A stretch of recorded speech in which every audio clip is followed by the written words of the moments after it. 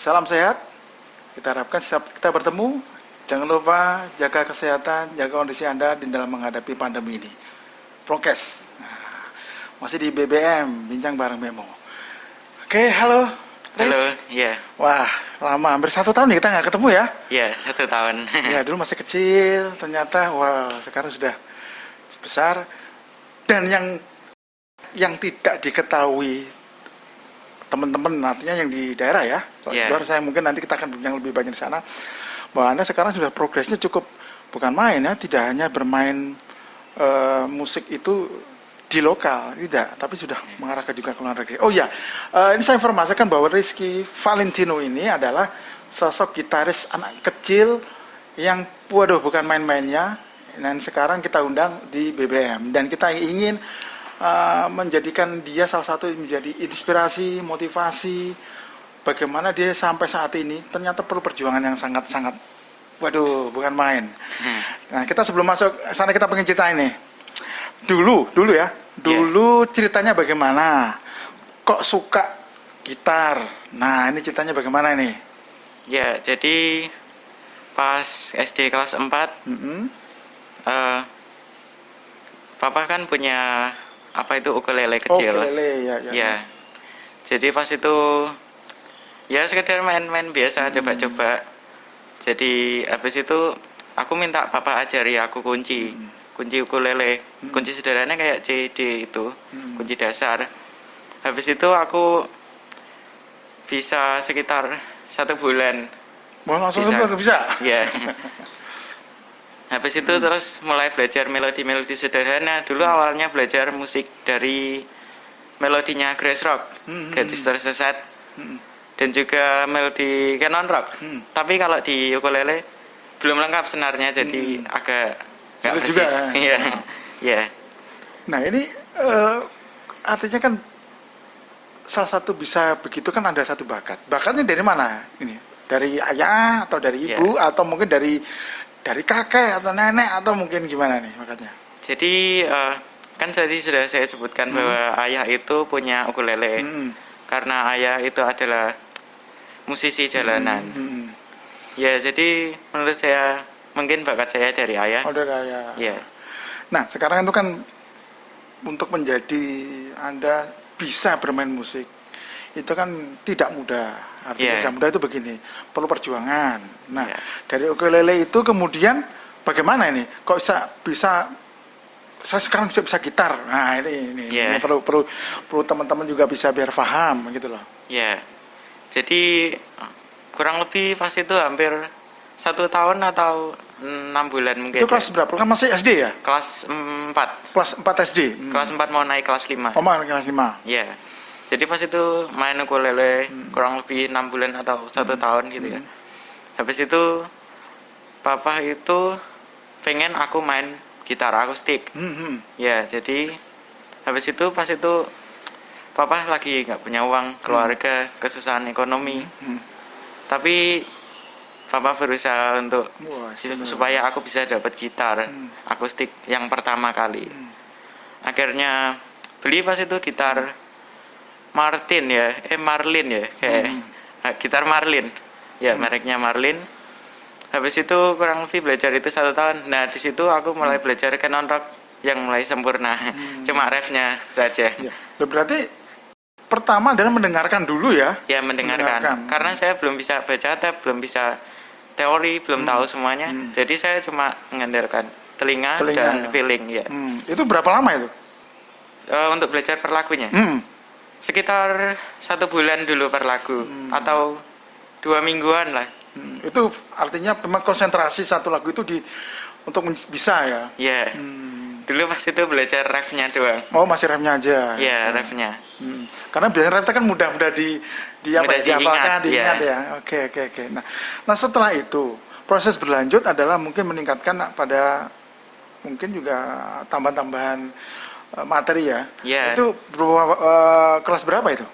Itu kelas 5, terus Papa mulai minta aku untuk ngikut komunitas-komunitas lokal tentang musik. Jadi salah satunya pas itu kan saya masih di Kertosono, jadi ada apa ya pas itu KMC, Hmm. Kertosono Musik apa ya lupa. Tapi pokoknya komunitas musik Komunitas musik lokal yang ada di Kertosono. Kertosono. Oh iya. Ya. Habis itu saya dapat ilmu-ilmu main gitar akustik pertama dari situ, dan juga saya diajari fingerstyle Hmm. juga di situ.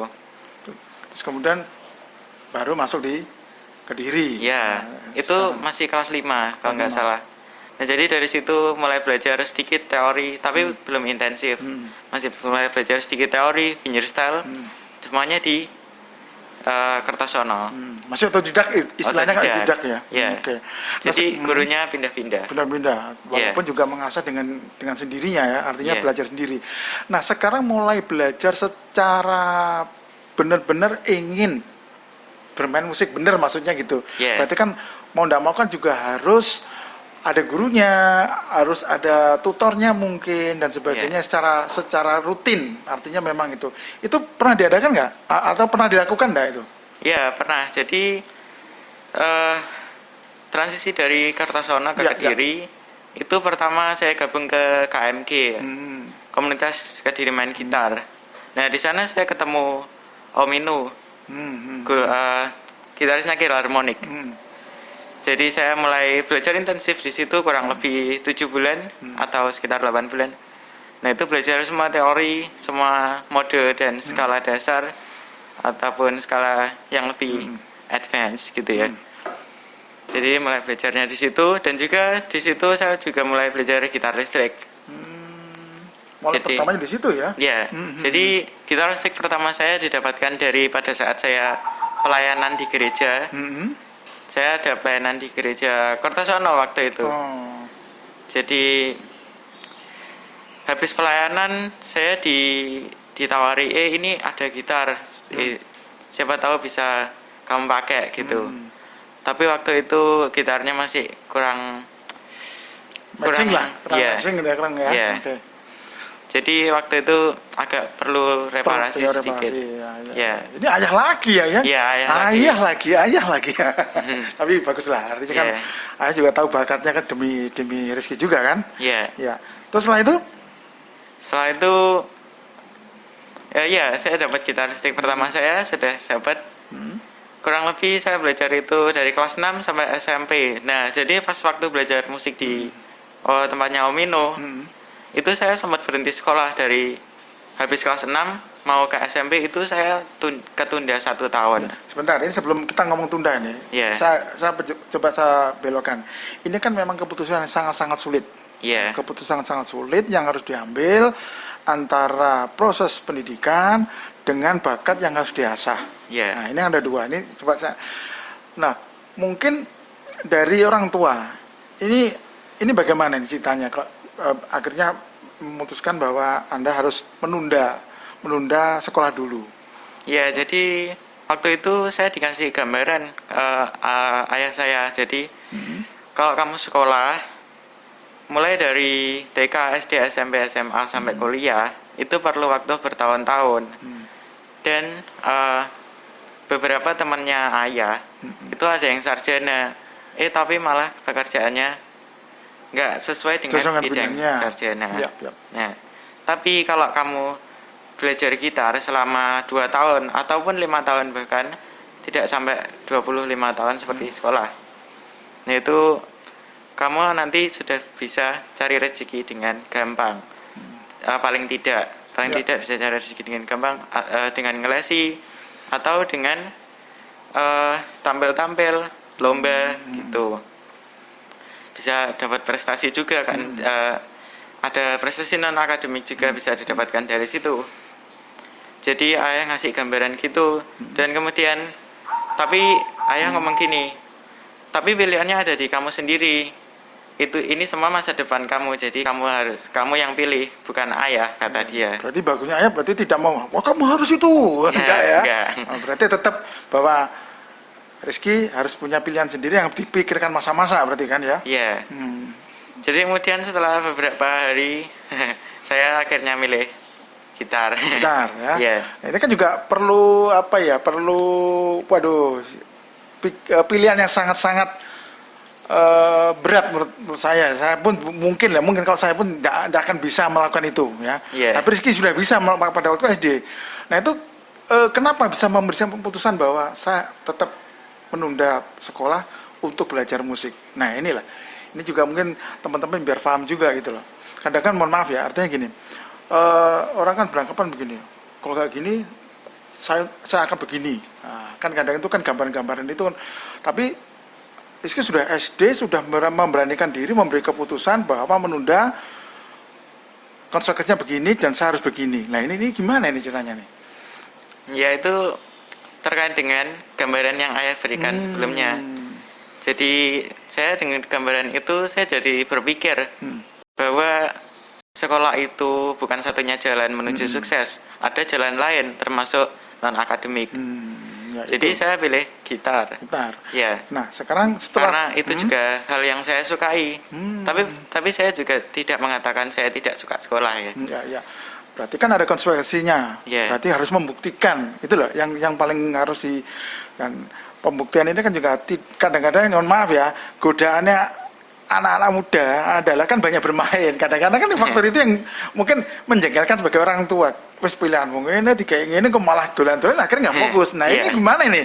Kan Anda juga selain itu kan harus menghilangkan satu sisi ya, sisi apa ya, kesenangan anak muda pada anak-anak lah pada waktu saya ngomong anak bukan anak muda ya, anak-anak kita tahu kan anak-anak pada waktu mungkin SD adalah suka bermain bersama temennya, mungkin apa di sekolahan dan sebagainya. Ini gimana ini? Ya kalau untuk bermain dengan teman secara dunia nyata ya, saya jarang banget, bahkan mungkin ya nggak pernah, jarang ya, karena saya jarang punya teman ya. Tapi kalau main game saya dulu sering banget. Tapi akhirnya kan dialihkan ke situ ya. Iya. Habis itu saya sempat dimarahi ya karena ya itulah saya kata tadi bahwa jadi anak-anak muda, anak-anak zaman segitu memang tidak nyaris saja, semuanya kan godaannya kan main game dan sebagainya.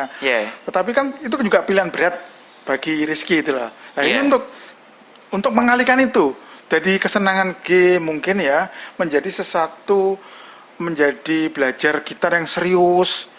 Nah ini kan juga satunya bermain, satunya harus serius. Nah ini bagaimana ini? Jadi sempat beberapa kali dimarahi ayah ya pas itu gara-gara ngegame kelamaan. Habis itu kadang dulu sehari sampai 2 jam, 3 jam gitu.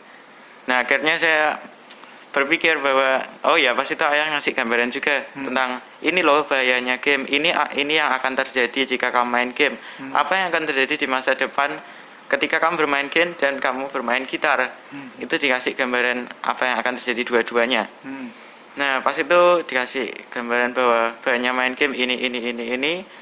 Nah tapi kalau kamu main gitar ini manfaatnya ini. Oke, akhirnya saya beberapa kali saya itu sempat sampai beberapa berbulan-bulan kambuh gitu. Oke, habis itu terus saya mulai berpikir dan mengurangi game. Ya, tapi saya tetap main game per hari. Cuma pergi hiburan sekarang ya. Ya. Cuma ada batasannya, tahu waktu juga. Sudah mulai disiplin lah. Jadi proses bukan pekerjaan ya, artinya yang fokus yang diutamakan sekarang main bergitar. Game adalah hiburannya biar nggak jenuh di gitar. Sekarang balik gitu ya. Jadi gitu. Nah, proses Anda belajar secara artinya ada guru, berarti ya, Minun. Itu berapa tahun? Sempat pas itu 7 bulan. 7 bulan. Itu di tempatnya Om Minu. Sudah mulai artinya belajar benar-benar real bermain gitar artinya gitu ya, walaupun masih dasar gitu ya. Waktu itu orang tua nggak punya biaya yang cukup buat les, jadi pas itu diada-adain lah biayanya biar saya bisa les, dan itu perjuangan yang sangat saya hargai dari orang tua saya. Dan juga dulu saya nggak punya efek gitar ya. Itu orang tua sampai jual motor untuk beli efek gitar. Ya itu. Saya nggak bisa bayangkan ya peran orang tua yang ini juga gambling, ibaratnya gambling itu begini ya. Tapi ada satu keyakinan. Nah itu ini yang perlu digarisbawahi, bahwa orang tua juga yakin bahwa anaknya ini mampu. Iya. mampu, artinya mampu bertanggung jawab. Kadang-kadang itu kan ada kan, kadang dikasih fasilitas jebret ternyata tidak ada tanggung jawab.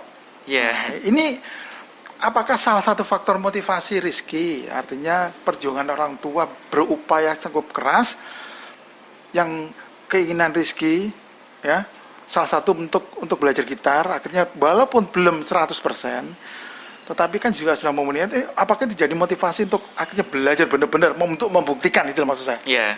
Jadi orang tua yang berjuang untuk saya, yang apa itu memotivasi saya, memberikan gambaran ke saya, mendukung saya, itu adalah motivasi terbesar.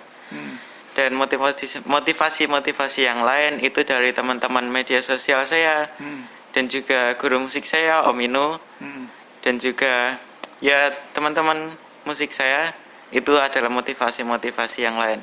Tapi motivasi terbesar adalah orang tua. Orang tua. Nah, sekarang kan setelah belajar mungkin 7 bulan dan sebagainya, berarti kan sekolah akhirnya juga ditinggalkan selama 7 bulan, artinya gitu.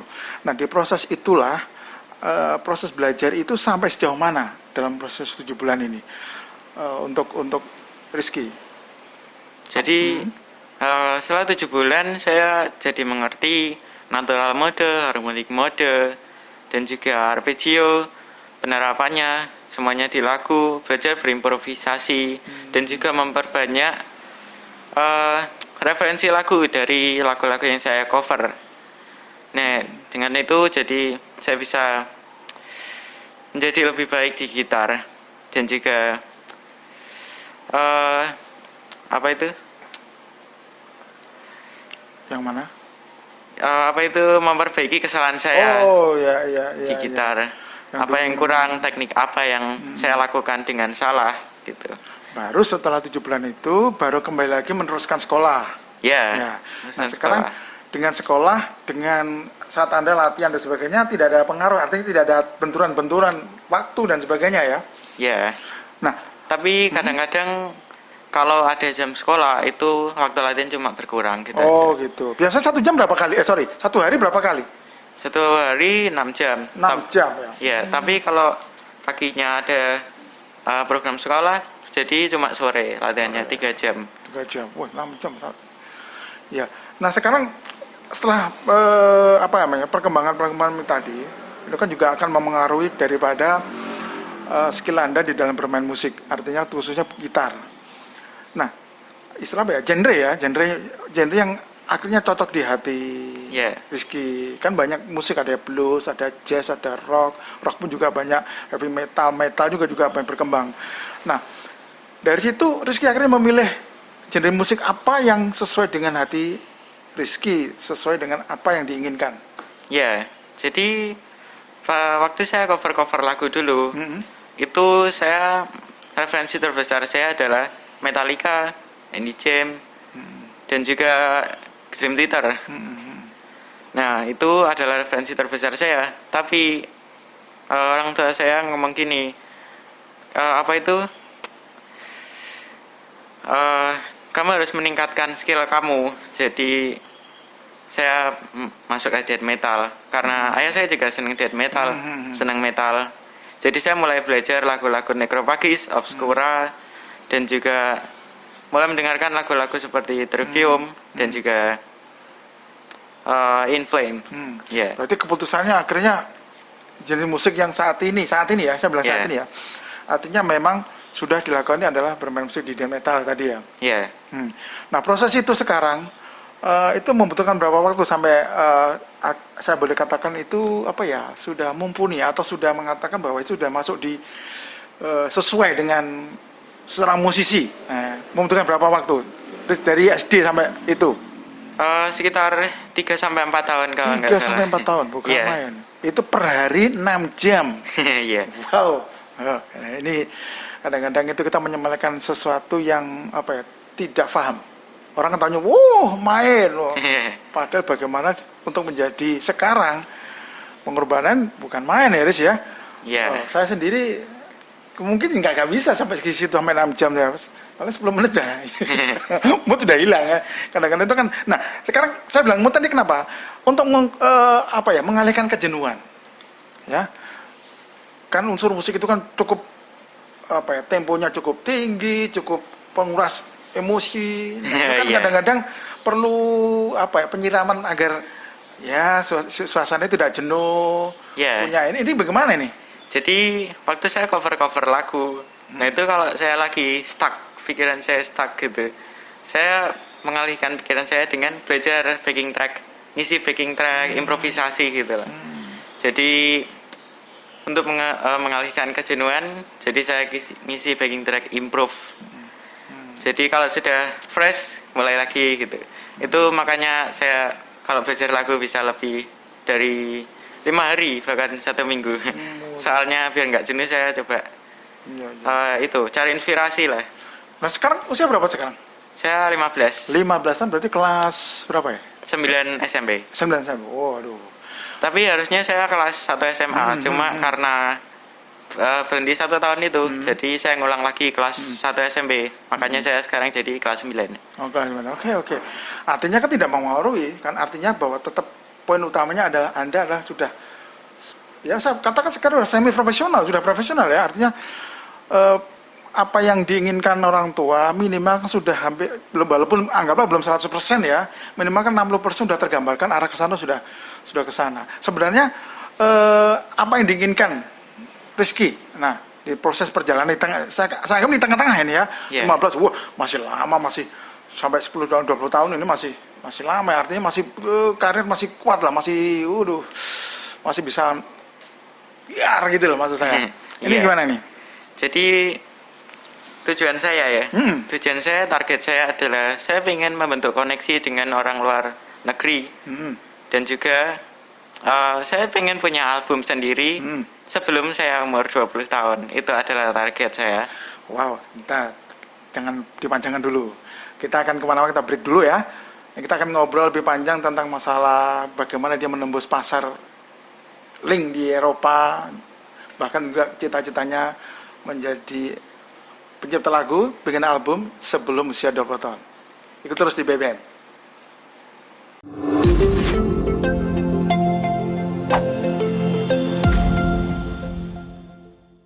Kembali di BBM bersama Rizky Valentino, gitaris berbakat asli Kediri. Saya bilang asli karena kita harus bangga ini ya. Ya. Artinya bahwa sosok anak muda asli Kediri sudah punya pilihan yang bagi mungkin orang pilihan akan menjadi seorang profesional di dalam bermain musik sebagai ladang hidupnya, itu biasanya lepas SMA baru mereka berpikir. Tapi Rizky sudah, saya katakan tadi kita ngobrol di awal, SD sudah punya pemikiran arah ke sana. Nah, sekarang dari yang progres lakukan sekarang ini, Riz, ini apa yang Anda lakukan menuju ke arah yang Anda cita-citakan usia 20 tahun seharus punya album, atau sebelum 20 tahun minimal saat ini progres bagaimana caranya atau targetnya punya link-link yang ada di Indonesia atau bahkan mungkin di luar. Ini gimana nih? Jadi dari tahun kemarin ya awalnya. Oh, tahun 2019 ya? Ya, awal 2020. Oh, 2020 ya. Jadi sekitaran April kalau tidak salah ya. Ya. Sekitar bulan Juli April. Nah, itu saya upload sosial media seperti biasa ya. Upload sosial media YouTube, Facebook, Instagram. Dan kemudian ada orang dari Eropa, dari Prancis, lihat di postingan saya ya pas itu. Nah, terus dia ini tertarik buat kamu mau nggak ngisi lagu di bandku, nama bandku Enmity gitu, genrenya thrash death metal. Terus saya jawab, ini saya ngisi sebagai apa? Dia jawab sebagai gue solo, kata dia. Jadi disuruh ngisi melodi utama di lagu itu ya. Kalau nggak salah waktu itu proyeknya masih 1 lagu ya. Saya disuruh ngisi 1 lagu melodi di situ. Nah, habis itu dia memperkenalkan anggota band yang lain namanya Mohammed dari Jordania. Itu ada berapa orang tuh? Jadi sebenarnya ada 3. Tiga. Ya, 4 3. rencana dengan Saya. Oh, 5. Oh, 5. Jadi ada George Colias itu di drum, drummernya Nile ya kalau tidak salah bandnya. Habis itu ada si David dan juga Muhammad, saya, dan juga ada vokalnya Steve Petit namanya. Nah itu saya ngisi di situ sebagai gue solo, sementara gitarisnya adalah si David itu sendiri. Habis itu beberapa minggu setelahnya saya kirim pekerjaan saya, lagu saya lead. Yang sudah dikirimkan kan ya demonya untuk mengisi leadnya ya? Iya. Habis itu dia ngomong gini, kamu harus punya alat-alat yang lebih bagus. Dia ngomong seperti itu. Habis itu dia nggak lama kemudian ngirim rezeki buat beli sound card, audio interface. Waktu itu V8. Ya, untuk hasil rekaman yang lebih bagus ya. Jadi saya mulai belajar pakai itu setelah dia kirim rezeki buat beli itu ya. Mulai beli V8 dan kemudian belajar menggunakan sound card. Habis itu kirim ke dia hasilnya dan dia Puas. lumayan puas dengan hasil saya. Prosesnya berapa bulan atau berapa minggu itu? Dari setelah mendapat kiriman dari soundcardnya tadi ya, sampai Anda mungkin sudah menguasai, artinya ya harus berlatih juga kan? Sampai akhirnya dikirim ke Perancis tadi. Ya.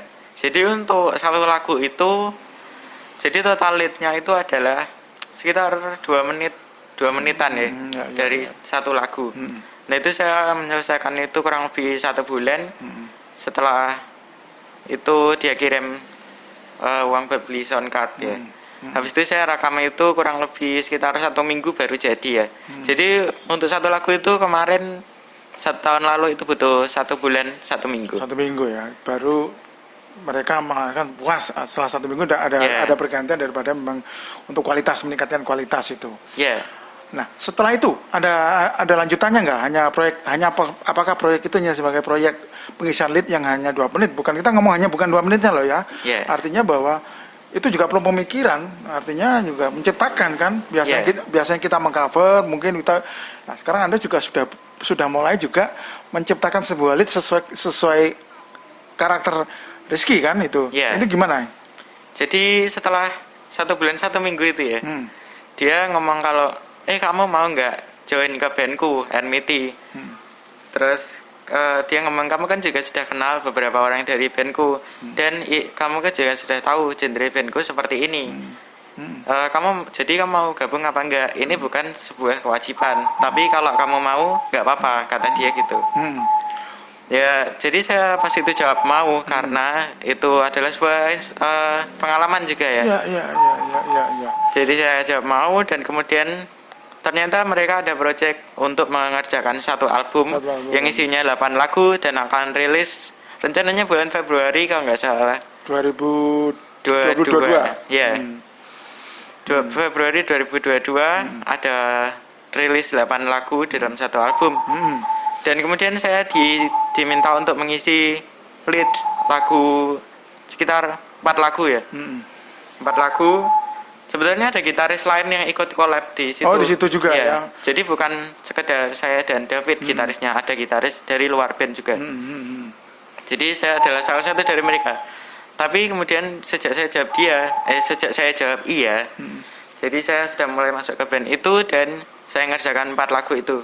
Rutin ya komunikasi dalam arti untuk proses di album itu rutin ya, artinya berkomunikasi, konsultasi atau koordinasi rutin ya? Ya rutin. Jadi untuk proses pengerjaan lagu, jadi per lagu itu saya kirim hasil pekerjaan saya yang gitar only, nggak pakai backing track. Saya kirim ke dia, ini menurutmu lead ini gimana? Saya tanya gitu ke dia. Kalau bagus ya masuk, kalau ada bagian yang kurang bagus saya perbaiki lagi gitu.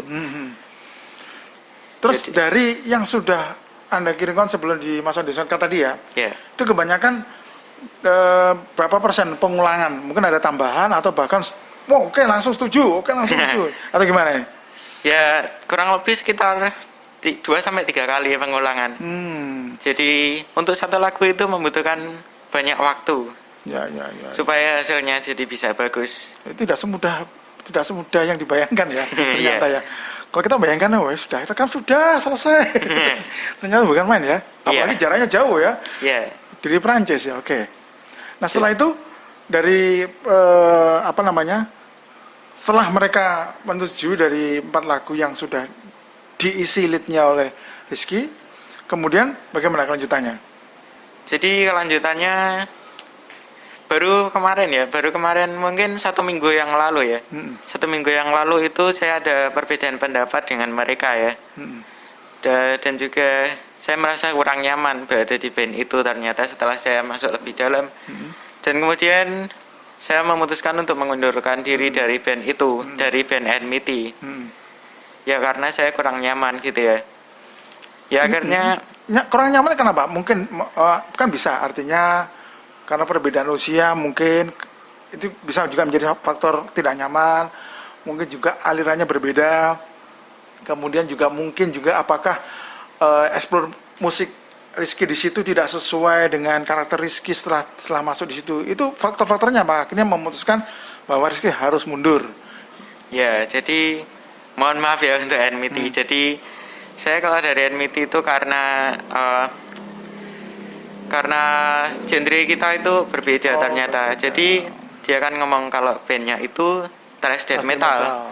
Tapi semakin kesini saya dengar kok makin ada elektronik musiknya. Itu yang saya kurang suka, kurang nyaman. Jadi saya mulai apa itu memutuskan untuk keluar, untuk mengundurkan diri ya. Tapi ada satu yang menarik menurut saya nih ya. Rizky di usia hampir 15 tahun. Mereka usia berapa? Kurang lebih di atas 20? Di atas 30-an. 30-an. Perbedaan usia cukup tinggi.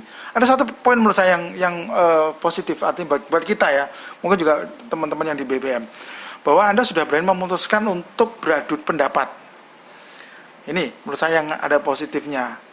Kan biasanya orang usia muda dengan orang tua beradu pendapat kan bisanya yes, yes dan yes. Yeah. Tapi Anda sudah mulai berani beradu pendapat.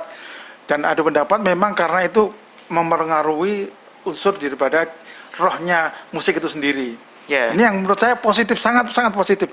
Dan konstruksinya memang Anda juga menurut saya cukup berani bahwa Anda harus cabut. Nah, proses ini apakah Anda sudah membayangkan apa nanti kalau berbeda pendapat itu apa yang harus Anda lakukan dan apa akibatnya? Oh iya ya. Jadi orang tua pas itu sempat ngomong seperti ini. Jadi saya itu harus berani mengemukakan pendapat. Itu bukan artinya itu bukan egois, tapi itu artinya berterus terang, kata orang tua saya seperti itu. Dan juga kembali lagi ke tahun 2020, pas itu saya kenal satu orang, mungkin di bulan Juli. Di bulan Juli kenal satu orang dari Amerika. Dari California ya tepatnya. Itu saya rajin kontak sama dia. Jadi saya juga ngomong kalau ini saya nggak cocok, jadi saya harus gimana? Saya nggak nyaman berada di sini di Enmity, jadi saya harus gimana? Terus kata dia, iya kamu juga harus mengeluarkan pendapatmu, kata dia. Kamu harus berani berterus terang. Habis itu ya didukung oleh orang tua saya dan orang Amerika itu, saya jadi berani untuk mengemukakan pendapat bahwa saya kurang nyaman berada di band itu setelah semakin lama gitu. Walaupun cukup berat sebenarnya, tapi Yeah. apa boleh buat, keputusan adalah keputusan yang memang harus ditanggung dan punya konstruksinya kan gitu. Ya, Nah, proses itu akhirnya kan bertemu dengan yang teman yang di California itu kan tadi Yeah. saya katakan itu. Nah, dari proses itu pengenalannya bagaimana waktu itu? ya. Apakah Jadi, juga pelat medsos seperti waktu sama anime juga itu atau gimana nih? ya, jadi kembali lagi ke bulan Juli pas itu ya 2020. Ya saya upload seperti biasa, masih seperti biasa. Apa itu Facebook? Kan IG. saya sering lihat Anda bermain live di YouTube kan sering tuh. Ya, Pandangan itu. di Facebook. Di Facebook sorry. Iya. Jadi saya bermain live di Facebook karena saya sudah punya soundcard, jadi bisa punya akses live yang kualitas live yang lebih bagus lewat HP. Ya. Jadi pas itu habis live sempat dikontak sama orang Amerika itu. Dia tanya, usiamu berapa? Pada saat itu saya masih 14 tahun. Saya jawab 14 tahun. Habis itu dia jawab gini, kamu ini berbakat, teruskan, kata dia gitu kan. Habis itu dia juga sempat tanya soal loh ini kamu kalau recording biasanya pakai apa, dia tanya gitu. Habis itu saya foto alat saya pakai ini gitu.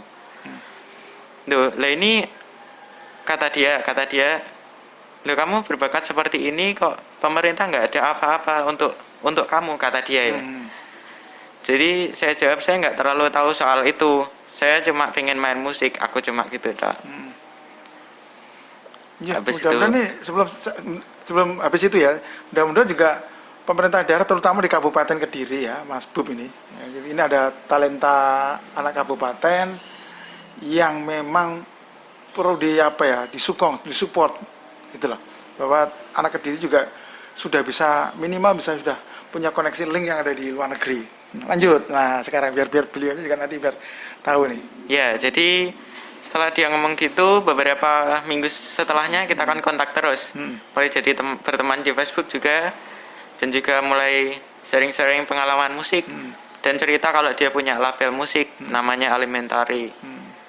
Nah, dia juga sudah menerbitkan cukup banyak band dari tahun 1970. Ya, Jadi cukup berpengalaman di dalam musik ya. ya. Tahun Itu 70. band, maksudnya bukan band. Pertamanya label ayahnya, terus Oh, turun temurun. Ya, label ayahnya. Genre musiknya juga Bermacam-macam. Bermacam-macam. Iya, nggak cuma metal tapi ada punk, ada metal sendiri itu, dan juga underground, grindcore juga ada. Semuanya ada di band label Labelnya Elementary dia Music. ya. Ya. Oke.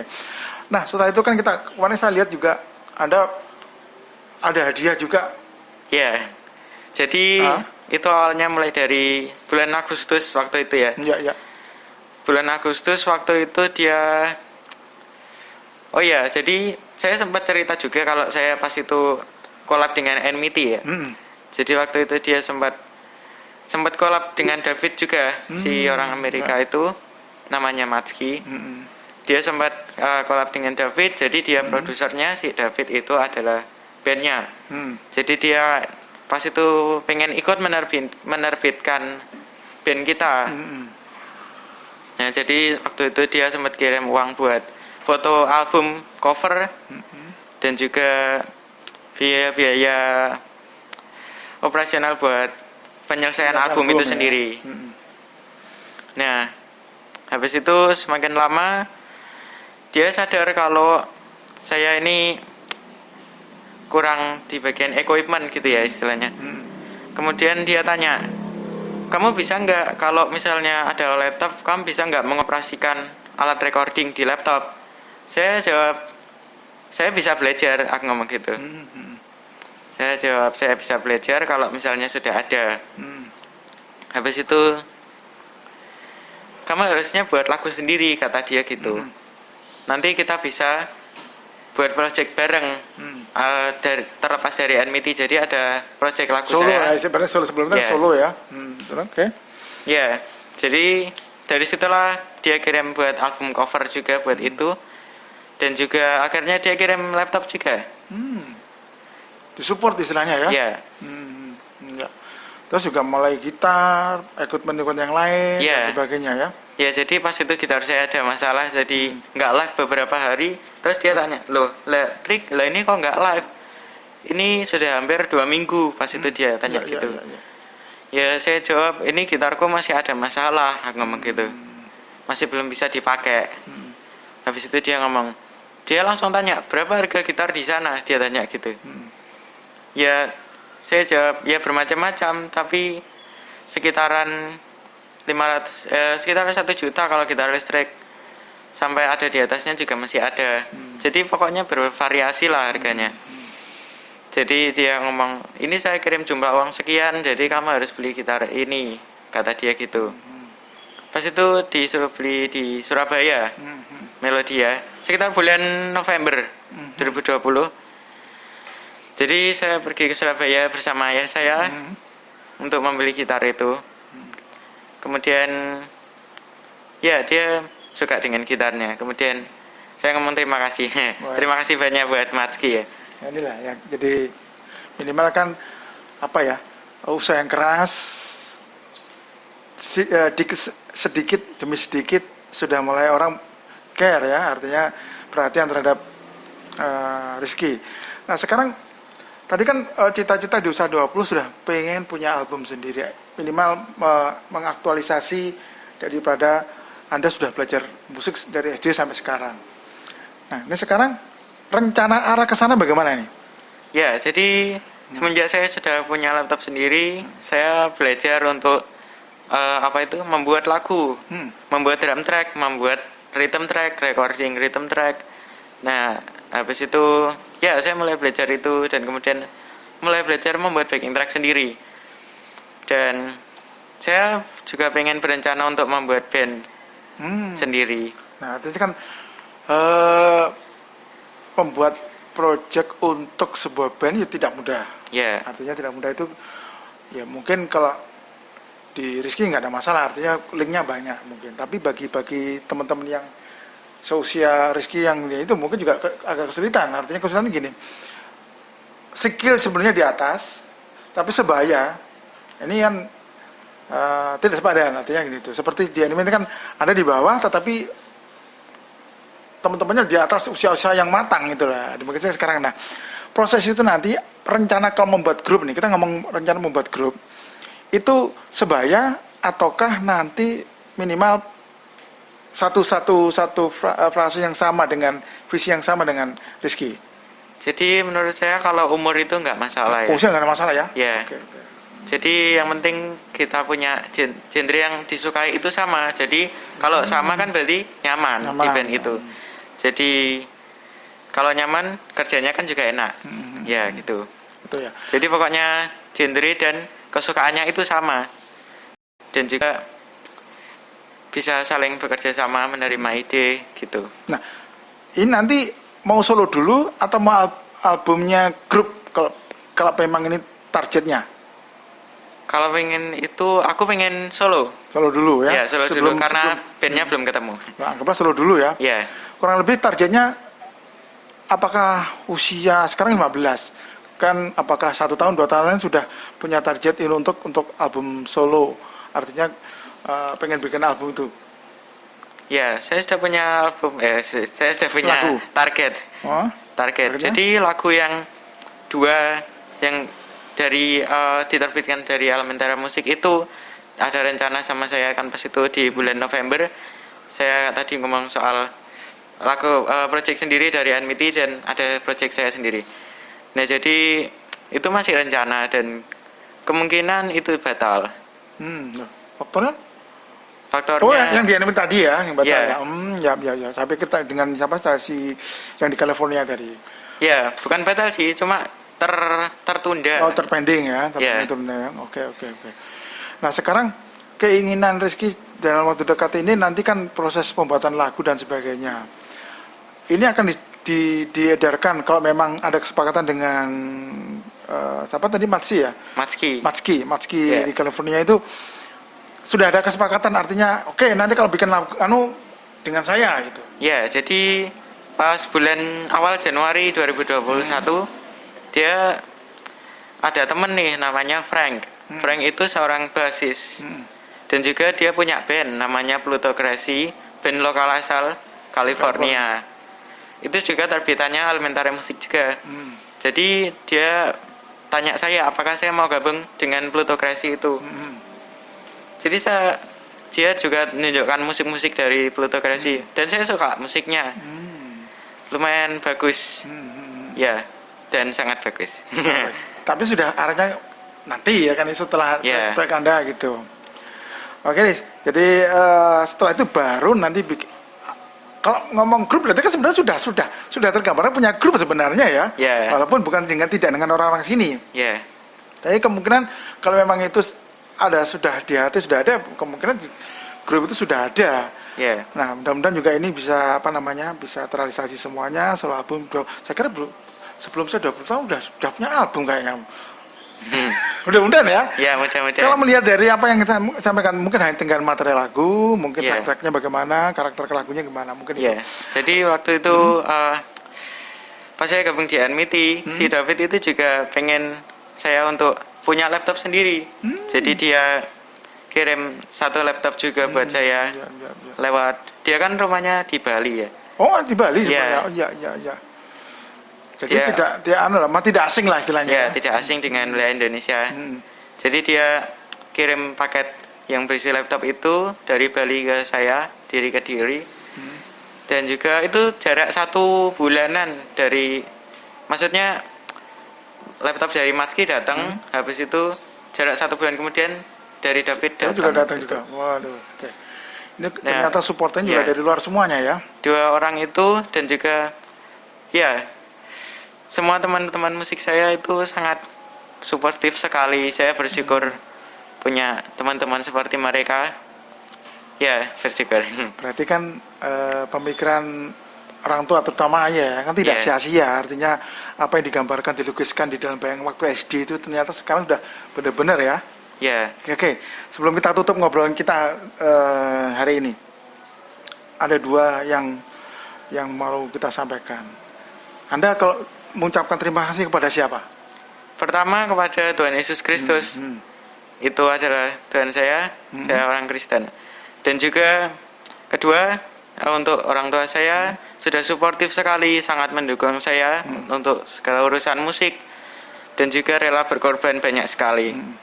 Dan untuk yang ketiga, teman-teman musik saya dan semua orang-orang yang mendukung karir musik saya, terutama kepada Om Inu, Matski, David, ya itu.